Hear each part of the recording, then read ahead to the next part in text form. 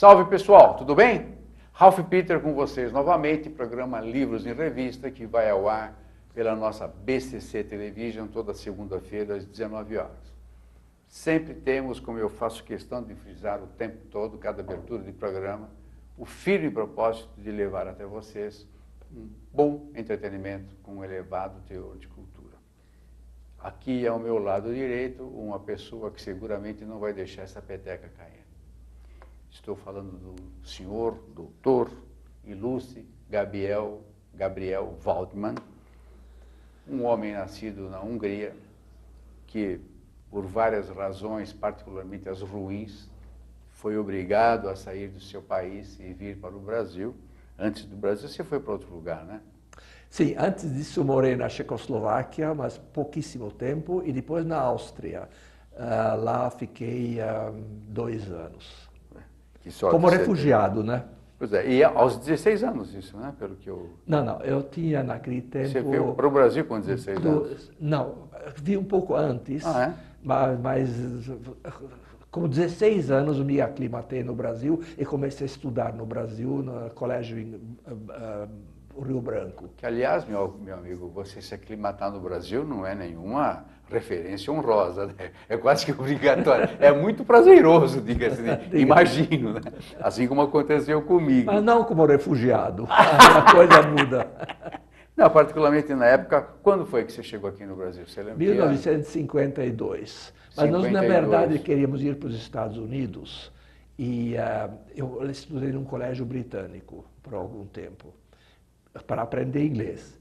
E depois minha mãe casou-se em segundas núpcias aqui no Brasil, e aí que eu comecei a estudar no Brasil, em colégio brasileiro, e comecei a aprender português. Se arrependeu, foi já não? com 14, 15, é claro que você não se arrependeu, porque você está aqui até hoje, né? Pois é, estou aqui até hoje. Bom, e você fincou bandeira aqui, naturalmente, sim, deve ter sua família aqui e tal. E lançou agora o romance A Estratégia do Escorpião, pela editora Viseu. Você estava me falando agora há pouco, mas por que você atravessou todos os mares e veio parar aqui? Naturalmente em função de guerra, coisa do gênero? Bem que eu gostaria de responder que porque eu adorei o Brasil, tinha fascínio. Você lia muito a respeito e tal. Sim. Mas na verdade eu vim para cá porque é o único país que nos aceitou. Na verdade, sorte é nossa. Nós éramos naquele tempo que agora os africanos, árabes, que estão fugindo do mundo árabe, do mundo africano, através de barcos mal preparados para ir para a Europa. Ninguém nos queria. Nós éramos o lixo da terra. Nossa. Refugiados, que fugiam do comunismo, no caso, ninguém nos queria. Por ser da Hungria ou porque... Não, para qualquer país comunista, país. porque tem muita gente que fugia da Polônia, da Checoslováquia, da Hungria e assim por diante, né? E nós fugíamos porque não tínhamos como sobreviver na Hungria. E tem um famoso livro de um grande escritor do século XX, chamado Arthur Koestler, que chama-se The Scum of the Earth, o lixo da terra, os rejeitos da terra. E nós éramos isso, ninguém nos queria. O Brasil era o único país que nos aceitou sem arrimo de família, porque meu pai morreu na guerra. E minha mãe, eu estava sozinho com minha mãe, mas naquele tempo arrimo de família era necessário e essencial para entrar em qualquer país. O Brasil foi uma exceção, honrosa e gloriosa. E nós viemos para cá. Então, por isso que atravessamos um monte de terras até chegarmos aqui e finalmente fincar raízes, né? Depois minha mãe casou aqui, aí já consegui ter educação e tudo mais, né? E como é que você era um garoto, você ainda estava, presumo, meio atordoado por essas idas e vindas, vem para cá. O fato de hoje você fala com muita galhardia, até tirando um sarro, fazendo uma brincadeira, o Brasil foi o único país que nos aceitou, mas naquela época, saber que só haveria um país que pudesse aceitar e ainda corria o risco de não aceitar, sim, isso imagino o teu espírito como é que estava, né? Mas imagina a seguinte situação, fugimos da Hungria,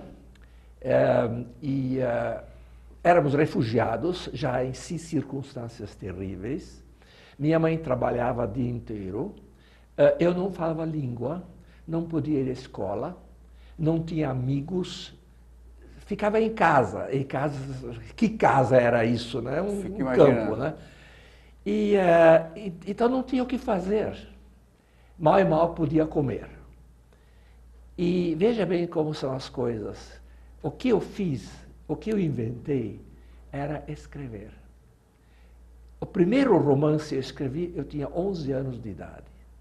O segundo romance eu escrevi quando eu tinha 13 anos de idade. Eu não recomendo ler esses livros, obviamente. Nem eu tenho coragem de ler.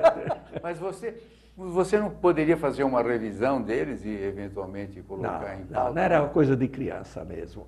Mas eram romances da mesma forma, quer dizer, eram romances, tinham começo, meio e fim, tinham roteiro, e eram escritos em húngaro ainda, claro. Mas eles refletiam o teu momento. Não. O primeiro foi um romance de mocinho bandido, de cowboy, onde tinha os goodies, os baddies, né, os bons, os ruins.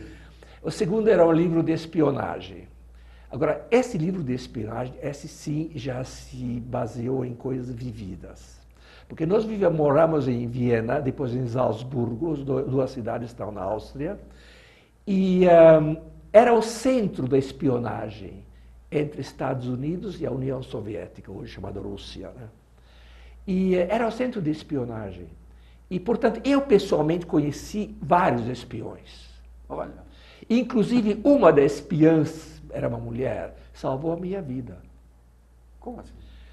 É o seguinte, era uma mulher linda, maravilhosamente bonita.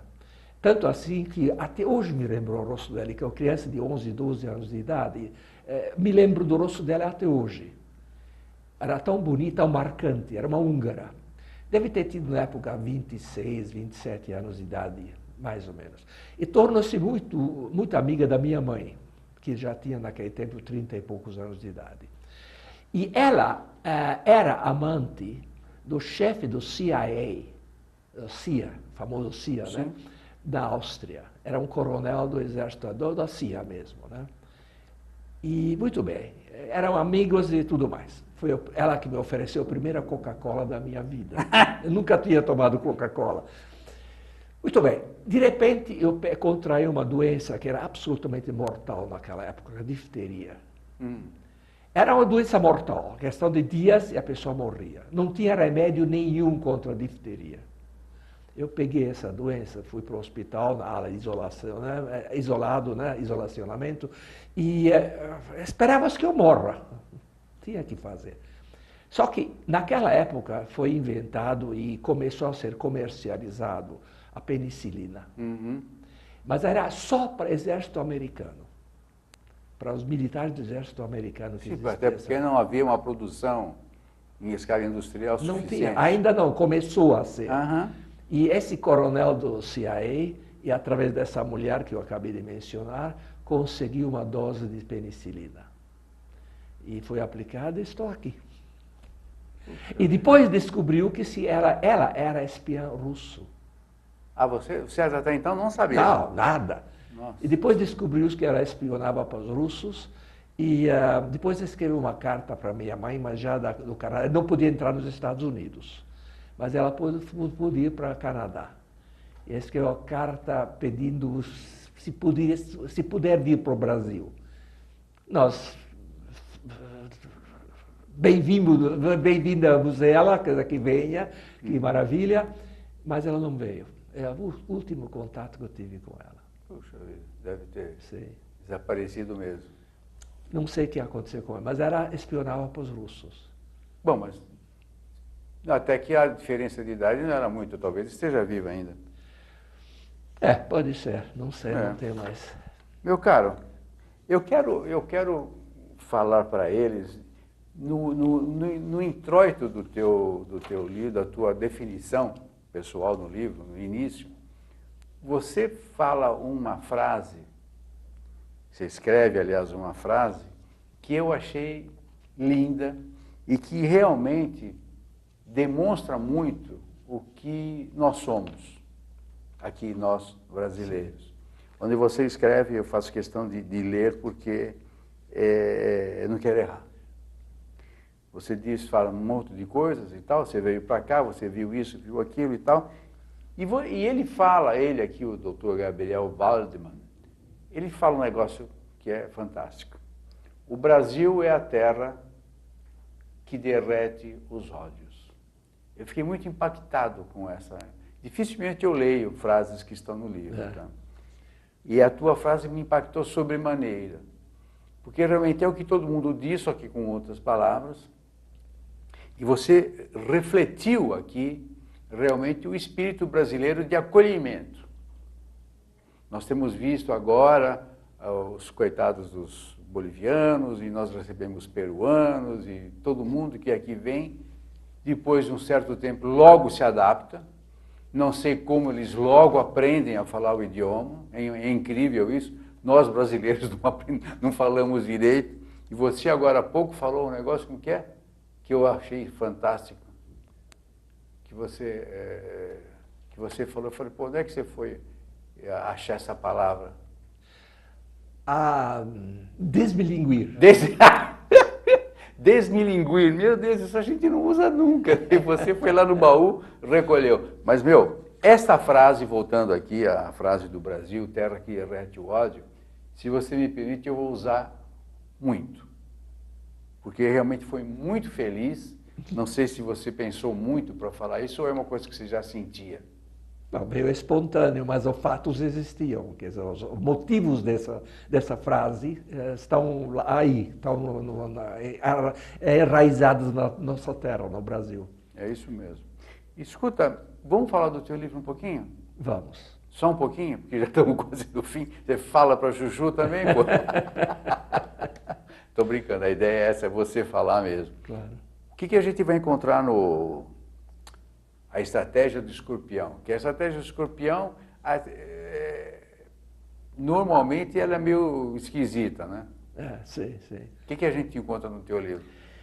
O que você se baseou? Qual é o rumo? As pessoas gostam de falar. Qual é o fio condutor? O fio condutor está aqui. É uma frase que usei, que acho que faço questão de ler, que é o seguinte.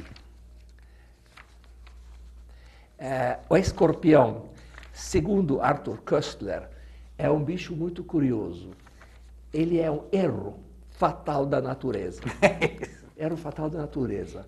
O escorpião representa um fracasso retumbante da natureza na escala evolutiva, diz Arthur Koestler no livro O Fantasma na Máquina. Seu cérebro, construído em volta do tubo alimentar, coloca-o diante de um dilema de vida e de morte. Se o cérebro crescer, aperta a faringe e a morte vem por inanição. Se de preferência o estômago, não terá meio de caçar, porque terá o cérebro atrofiado. Para que serve o escorpião, então?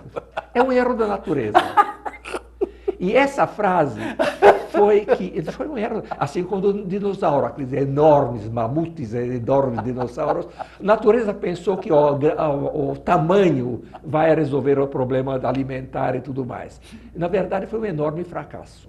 E agora estamos aqui também. Eu tenho um pouco de receio que também seja um fracasso da natureza, daqui a um pouco seremos extintos. Mas nós estamos melhorando, estamos melhorando. Não, vamos melhorar. Eu tenho fé que melhore. Não, eu também, mas só fé. Acho que... Razão não ajuda. Eu acho que, olha, se cada um fizer a sua parte, ou seja, não dirigir-se com maldade ao próximo e não fazer mal à sociedade como um todo, já é um grande negócio. Acho que a gente já começa a melhorar aí. Trabalhando, estudando... Olha, falar isso depois de 80 anos do Holocausto é muito otimismo. Eu acho que o otimismo está justamente pelo término do Holocausto. O duro é se nós tivéssemos o Holocausto até hoje. Bom, isso é verdade. Uma vez que acabou, eu acho que... É a velha história do copo cheio ou copo vazio. Não, mas eu acho o seguinte, se nós tivéssemos o Holocausto até hoje, talvez o Brasil estivesse sob o domínio alemão, quem sabe?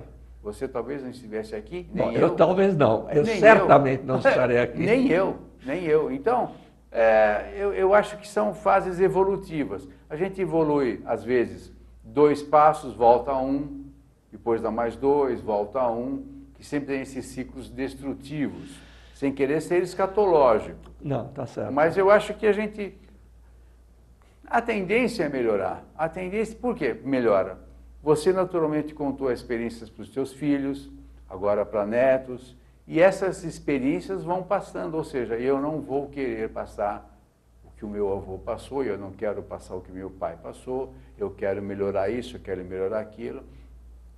As ONGs estão aí, olha, nós temos até associações que cuidam dos animais da rua. Eu acho que isso é uma evolução. Pode ser. No final das contas. Eu sei que a gente, com o decorrer do tempo, vai ficando mais cáustico, menos fraternos, às vezes, né, e tal, por todas as experiências que vão nos maltratando. Mas eu acho que também tem as experiências boas que vão desanuviando aquelas coisas. Não estou querendo dar uma de gostosinho aqui ou de filósofo, em absoluto. Mas é um retrospecto da minha vida, por exemplo, que talvez nem tudo na tua vida foi ruim. Não, obviamente que não. Pois é, hoje você é um empresário de sucesso e queira Deus continue por muito tempo tendo esse sucesso. O meu caso é a mesma coisa. Então, e conheço de um monte de outras pessoas, sem querer falar muito no assunto, mas eu acho que a evolução é algo que nos impele, inclusive. Nós quase que somos obrigados a evoluir. Senão, sabe?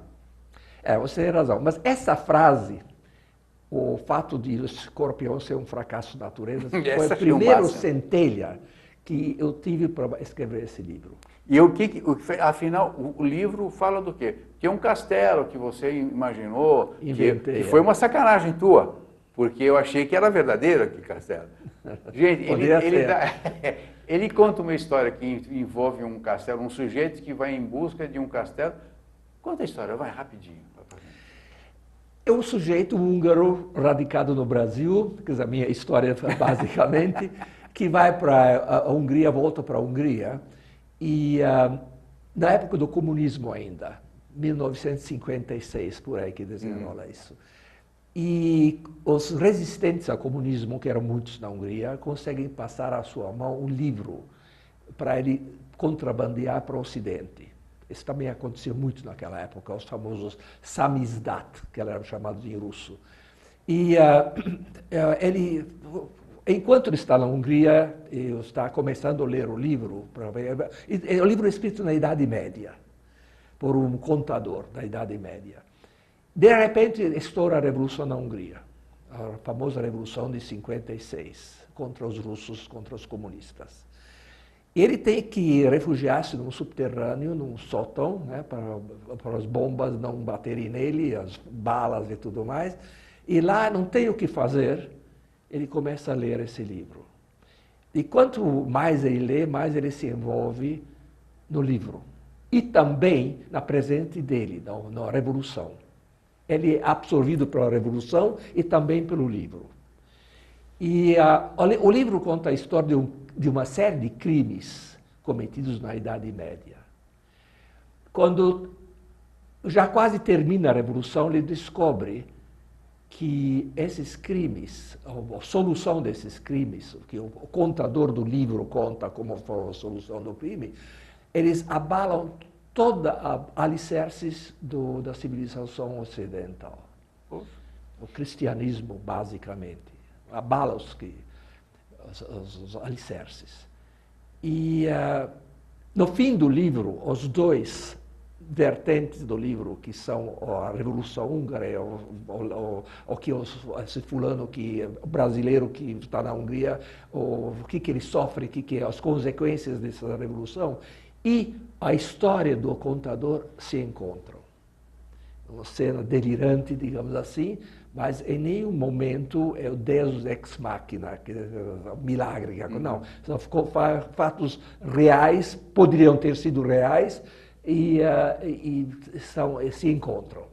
Eu não quero contar o livro em detalhes, porque seria um spoiler, né? Quer dizer, o pessoal que quer ler o livro não tem mais interesse. Mas o lance do castelo, o que me causou um impacto benéfico foi o lance do castelo, que é, como é que chamava o castelo? Torvald Kassiewicz. Nossa Senhora, onde não, você mas foi achar esse nome? Mas o nome tem um propósito.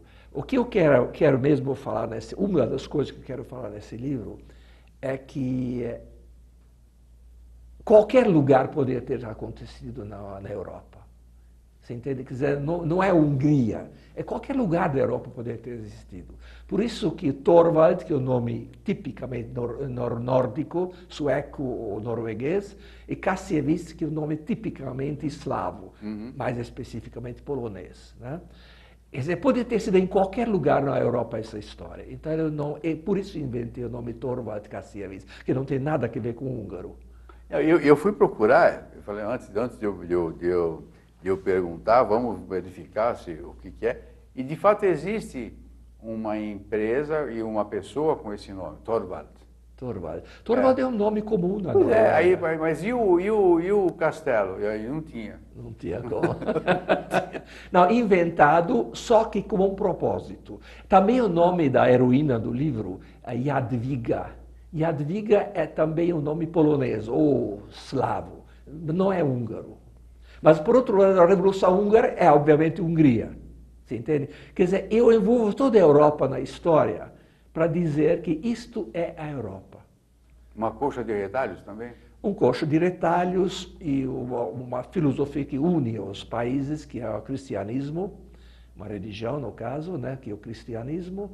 E esse cristianismo que nós estamos colocando em pauta está sendo ameaçado por esse livro. Esse livro que é o livro que o contador escreveu na Idade Média. É um livro tipo dossiê. Um tipo dossiê, se quiser. Mas conta crimes que, na verdade, o livro não é um livro filosófico. É um livro policial.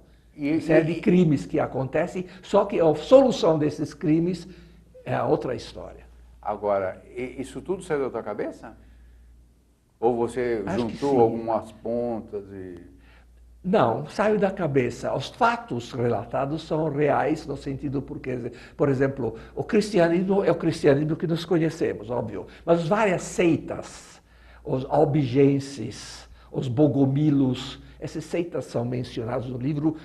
Repito, não é um livro de filosofia, mas são citados. E digamos, 3, 4 linhas descrevem o que essas pessoas pensavam.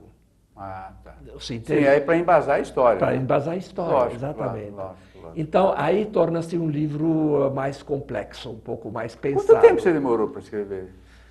Eu escrevi esse livro em 5 etapas. Isso quer dizer 5 versões do livro. E eu devo ter levado uns 10 anos.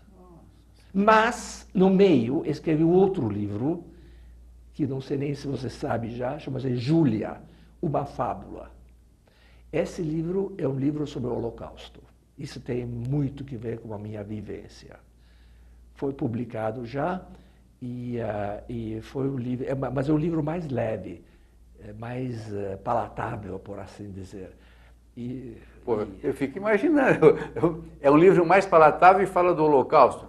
Sim, veja bem, as circunstâncias são trágicas, mas o roteiro é um livro de espionagem. E isso tem muito que ver com o meu passado na Áustria. E como é que chama?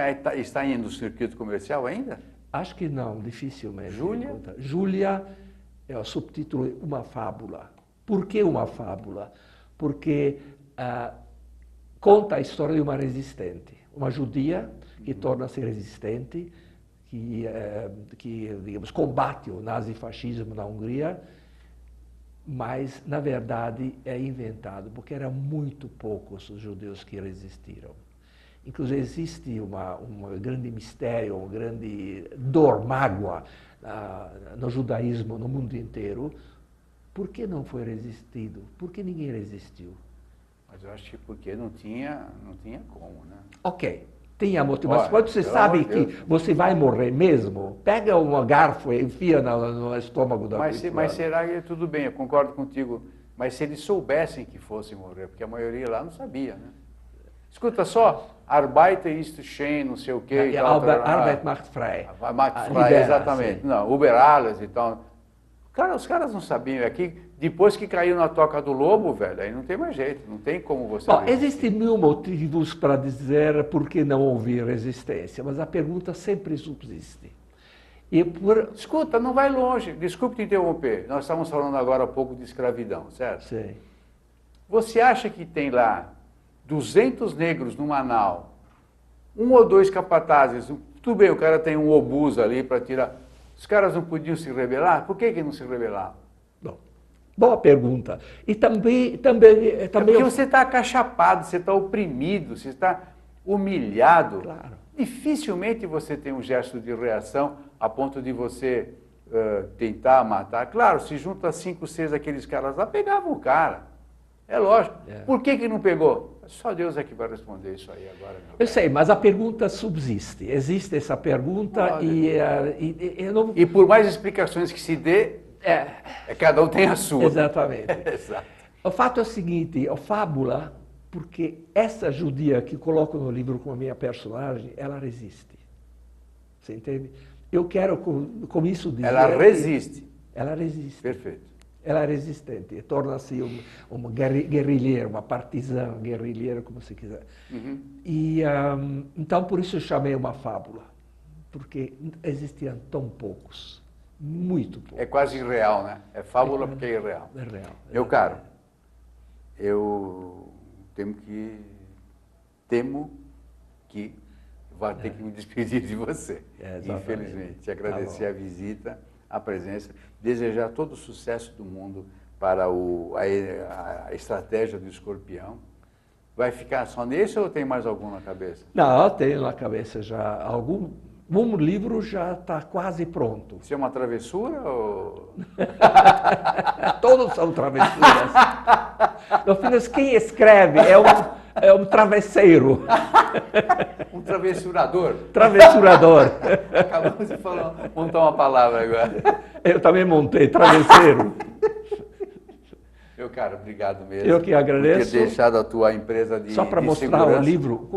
Não, eles mostram, pode ficar mostra. Mas mostra, claro, lógico. Tá certo. Então esse é o livro. Presta a câmera, por gentileza. Essa é a câmera aqui, tá bom. Mas porque a tua empresa de segurança, né? Como é que chama? ID, né? ID Brasil. ID Na Brasil. verdade é Seguro Hotel. Eu tenho várias empresas, mas uma das que principalmente eu ocupo hoje, né, uma posição em primeiro lugar agora, chama-se Seguro Hotel. Ela introduz no Brasil o protocolo de segurança de Israel, no Brasil. Fantástico. Você entende? É uma empresa que, não aquelas empresas que põem guardas na porta, que são muito úteis e muito importantes, mas esse aqui é outro tipo de empresa que traz o protocolo israelense de segurança e adaptou para o Brasil. Então, qual é o nome dela para que eles... Seguro Hotel. Seguro Hotel? Seguro Hotel. Ou porque no teu endereçamento está ID não sei o quê. ID é outra coisa, porque eu faço outras coisas também. Tá. Por multitarefa. Muita tarefa. É interesse ser escritor. Um sobrevivente. Meu caro, mais uma vez, desculpe a brincadeira, a informalidade. Você é uma pessoa muito simpática, típica daquelas pessoas que realmente sobreviveram a muitas agruras. Você está de parabéns, é um belíssimo de um exemplo. Muito obrigado. Obrigado a você por ter vindo. Pessoal, nós conversamos com esse ilustre senhor Gabriel Waldman, que trouxe ao mundo a estratégia do Escorpião, simpaticíssimo, um empresário de sucesso, mas que tem muita história, muita borrachada no lombo. Obrigado a todos vocês, a nossa equipe técnica, que sempre muito prestativa, valorosa, nos introduz aí nas maquinetas de vocês. Maria Estela Guedes, que a partir do seu site www.com nos abre todas as portas e janelas do universo lusófono. E a todos vocês, muito obrigado pela companhia, paciência e resistência. Resistência. Tchau, pessoal. Felicidade. Tchau, obrigado. Tchau.